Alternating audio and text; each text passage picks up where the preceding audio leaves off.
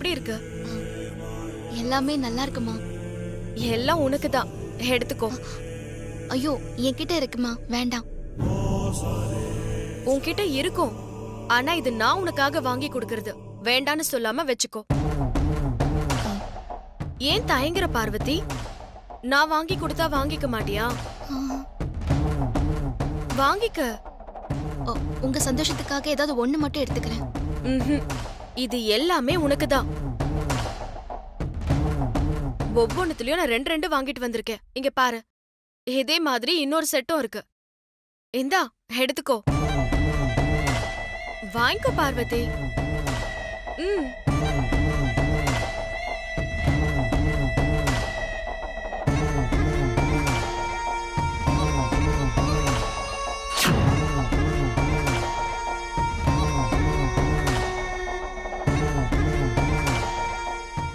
ஆரம்பத்துல எலியும் பூனையுமா இருந்தவங்க எப்படி இப்போ நகமும் சதையுமா இவ்வளவு ஒத்துமையா இருக்க முடியும்? கண்டிப்பா இதுக்கு பின்னாடி ஏதோ பெரிய விஷயம் இருக்கு.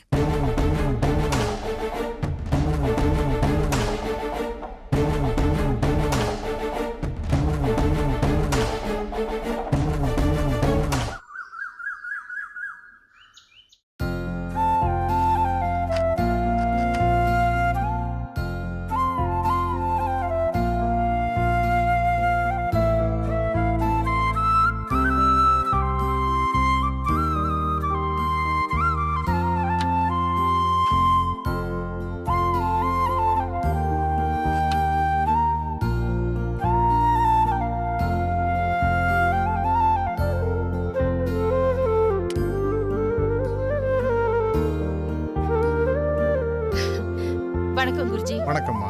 நீங்க இப்படி திடீர்னு வருவீங்கன்னு நான் கொஞ்சம் கூட எதிர்பார்க்கல. வாங்க.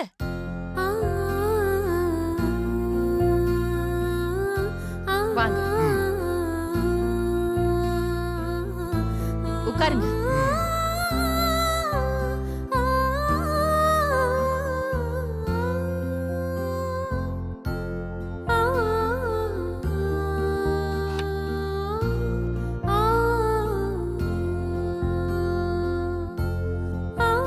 குருஜி பார்வதிய வீட்டை விட்டு வெளியில அனுப்ப சொன்னாரு. ஆனா போனவளை நான் கூட்டிட்டு வந்து வீட்டுல வச்சிருக்கேன். குருஜி பார்வதிய பார்த்தா என்ன நினைப்பாருன்னு தெரியலையே.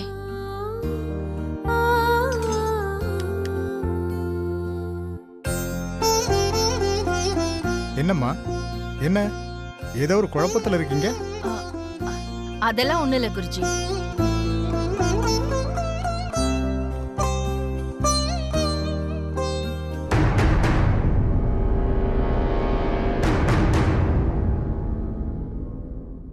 வணக்கம் குருஜி.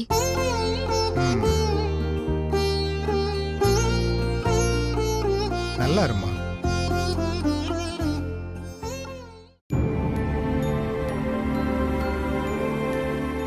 இந்தாங்க குருஜி.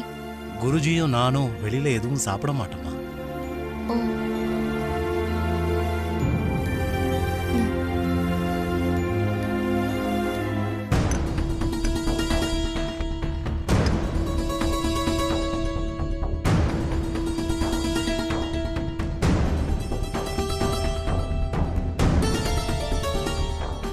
நான் ஒரு பூஜை பண்ணணும். பூஜை ரூம் போலாமாம்மா? வாங்க.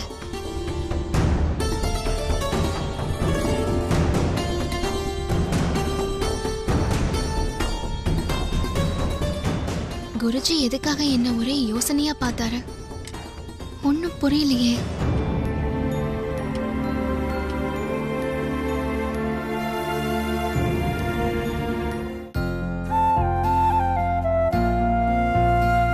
உட்காருங்க குருஜி.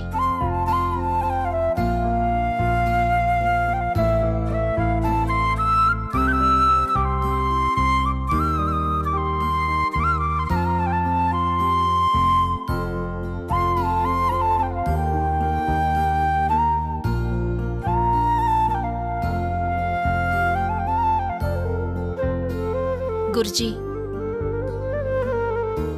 சொல்லுங்கம்மா. நீங்க கோவில்ல வச்சு ஒரு விஷயத்த சொன்னீங்க. நான் இன்னும் அதை செஞ்சு முடிக்கல. அந்த பொண்ணு பார்வதி பத்தி தானே சொல்றீங்க? ஆமாம் குருஜி. பார்வதி விஷயத்துல என்ன நடந்துச்சுன்னா, பார்வதிக்கு கல்யாணம் செஞ்சு வைக்கிறது உன்னோட பொறுப்புன்னு சுந்தரத்துக்கு வாக்கு கொடுத்தியே.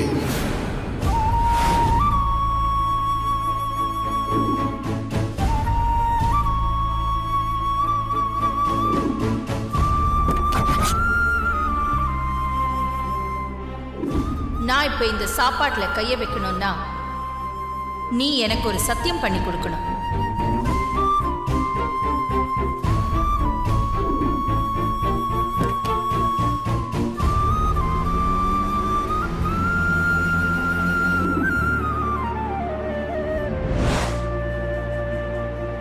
நீங்க சரியான முடிவா தான் எடுத்திருக்கீங்க.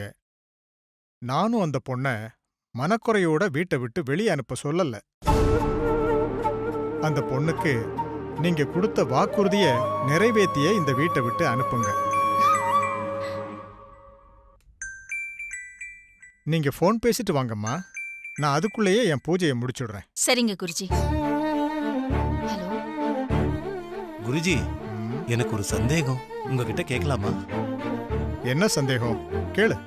நீங்க முற்றும் உணர்ந்தவர், உங்களுக்கு தெரியாத விஷயம் எதுவுமே இல்லை. அந்த பொண்ணு பார்வதி விஷயத்துல என்ன நடந்ததுன்னு உங்களுக்கு தெரிஞ்சிருக்கும்.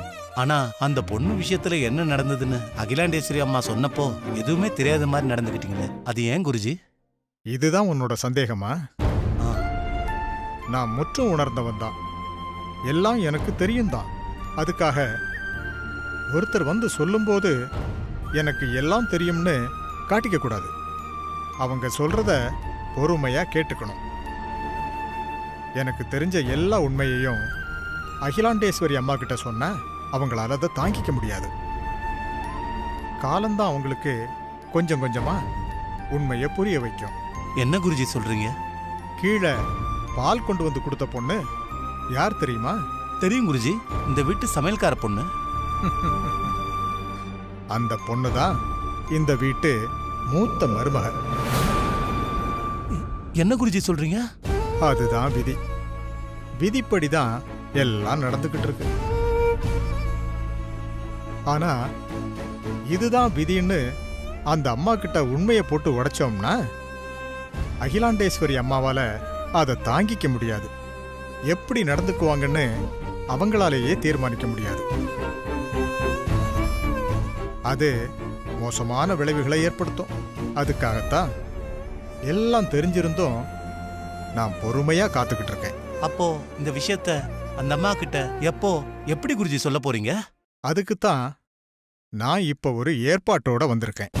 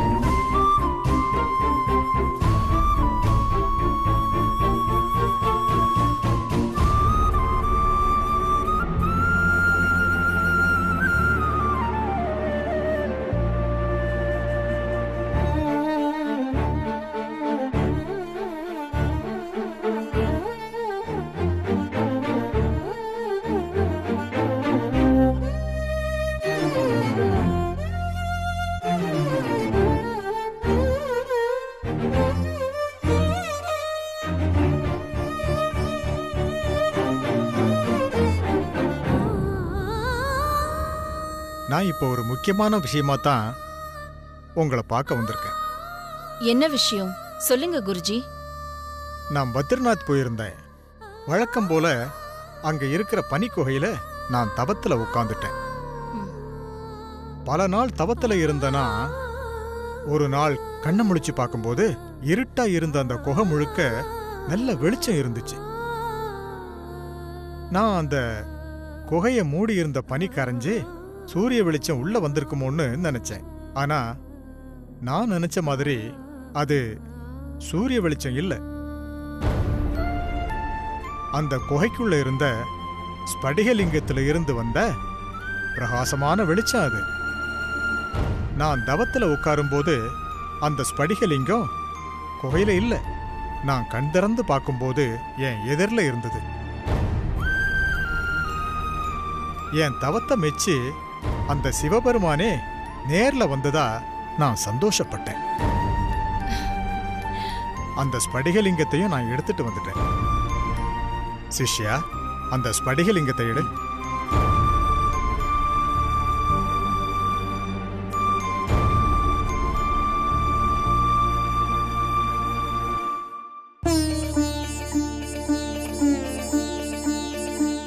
நான் நிலையா ஒரு இடத்துல இருக்க மாட்டேன். ஊர் ஊரா, கோயில் கோயிலா யாத்திரை போயிட்டு இருக்கிறவன். தவத்துல கிடைச்ச இந்த ஸ்படிகலிங்கத்தை நிலையா ஒரு இடத்துல வச்சு முறையா பூஜை புனஸ்காரங்களை சரியா பண்ணணும். அதனால இந்த ஸ்படிகலிங்கம் என்கிட்ட இருக்கிறத விட உங்ககிட்ட இருந்தா நல்லதுன்னு என் மனசுல பட்டுச்சு. அதுதான் உங்ககிட்ட கொடுத்துட்டு போலான்னு வந்தேன். உங்க தவ வலிமையால கிடைச்ச இந்த ஸ்படிகலிங்கத்தை நீங்க எனக்கு கொடுக்கணும்னு நினைச்சதே எனக்கு கிடைச்ச பெரும் பாக்கியம் குருஜி.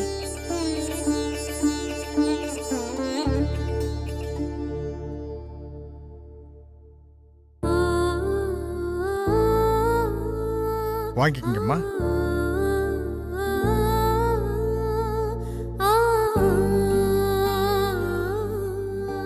இன்னொரு விஷயம் சொல்லட்டுமாமா?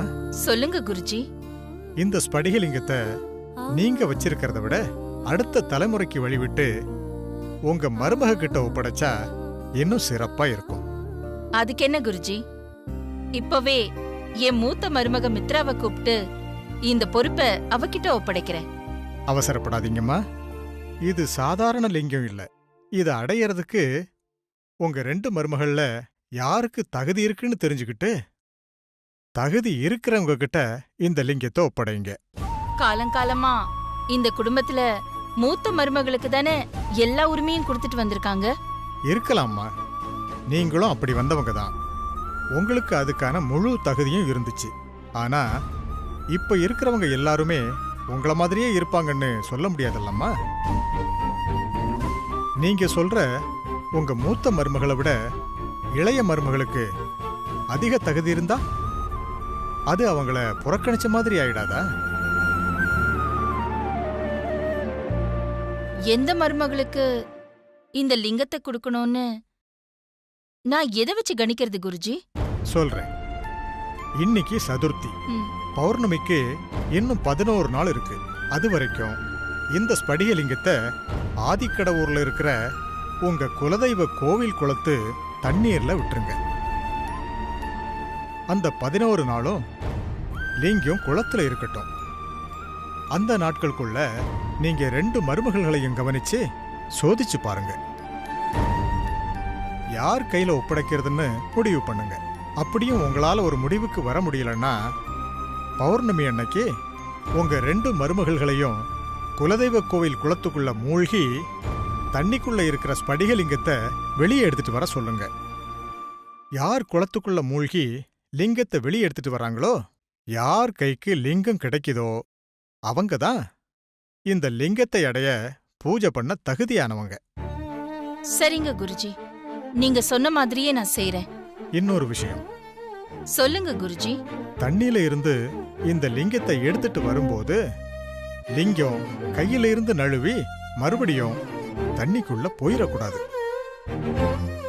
அப்படி ஏதாவது நடந்தது உங்க குடும்பத்துக்கே பெரிய அபசகுனம் ஆயிடும். அதனால கவனமா பாத்துக்குங்க. சரிங்க குருஜி, நான் பாத்துக்கிறேன். சரி, கிளம்பலாமா? நீங்க வாங்க குருஜி.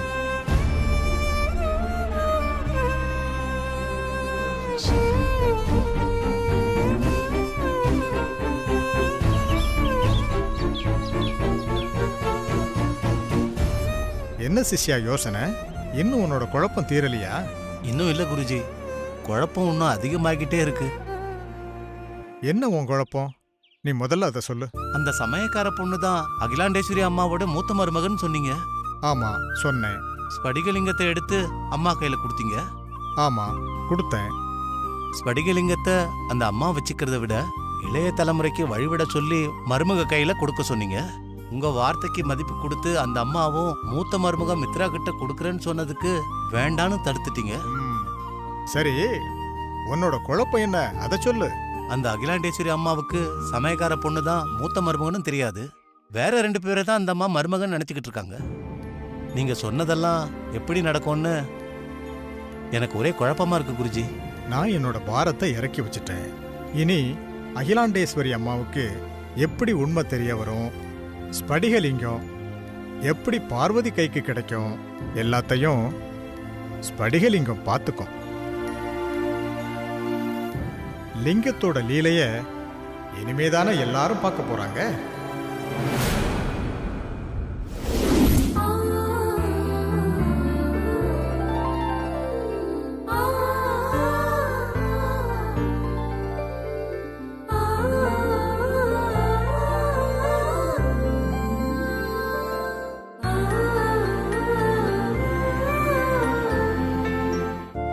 நீங்க பாத்துட்டு இருக்கிற ஸ்படிகலிங்கம் சாதாரண லிங்கம் இல்ல.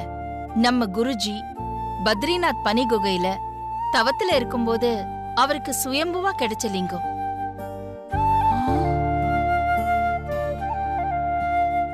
அக்கா, தவத்துல சுயம்புவா கிடைச்சிருக்குன்னா இந்த லிங்கத்துக்கு ரொம்ப பவர் இருக்குமே.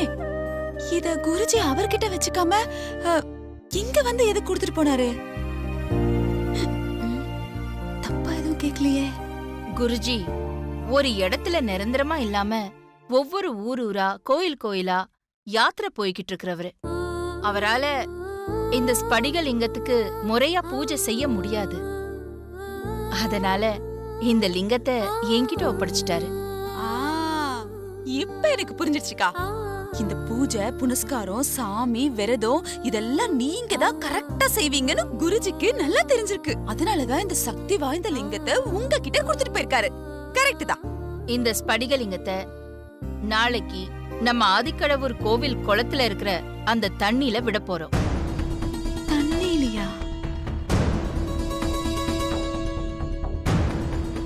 ஏன் ஆண்டி, இந்த ஸ்படிகலிங்கத்தை வீட்ல வச்சுக்க கூடாதா? அப்படி இல்ல ஐஸ்வர்யா. தவத்துல சுயம்புவா கிடைச்ச லிங்கம்ங்கிறதுனால இந்த லிங்கத்தை நம்ம குலதெய்வம் கோவில்ல இருக்கிற குளத்துல வர பௌர்ணமி வரைக்கும் வச்சிருந்து பௌர்ணமி அன்னைக்கு குளத்துல இருந்து வெளியில எடுத்துட்டு வந்து நம்ம பூஜை ரூம்ல வச்சு வழிபட்டா குடும்பத்துக்கு நல்லதுன்னு குருஜி சொல்லிருக்காரு. அப்போ நாளைக்கு நம்ம எல்லாரும் நம்ம குலதெய்வம் கோவிலுக்கு போய் இந்த சக்தி வாய்ந்த லிங்கத்தை கோவில் குளத்துல விட போறோம். சரியாக்கா? ஆமா.